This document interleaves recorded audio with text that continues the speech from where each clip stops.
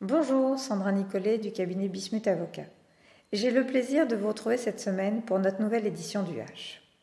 En ce début d'année 2023, la Cour de cassation a rendu une série d'arrêts particulièrement utiles. Aussi aujourd'hui, nous allons nous intéresser à un arrêt rendu le 11 janvier 2023 par lequel la première chambre de la Cour de cassation a rappelé quelques constantes autour de la prescription extinctive en matière notamment de mise en demeure et de cause d'interruption.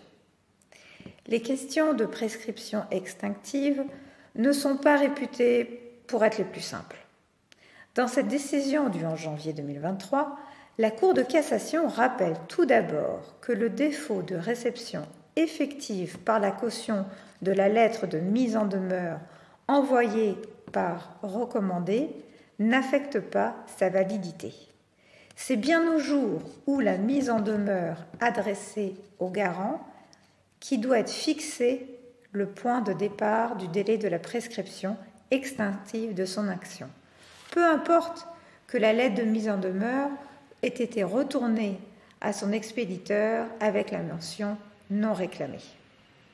D'autre part, la Cour de cassation rappelle qu'il appartient bien au juge du fond d'avoir à rechercher si la mesure d'exécution forcée engagée prise par la banque à l'égard de la débitrice principale n'a pas eu pour effet d'interrompre le délai de prescription.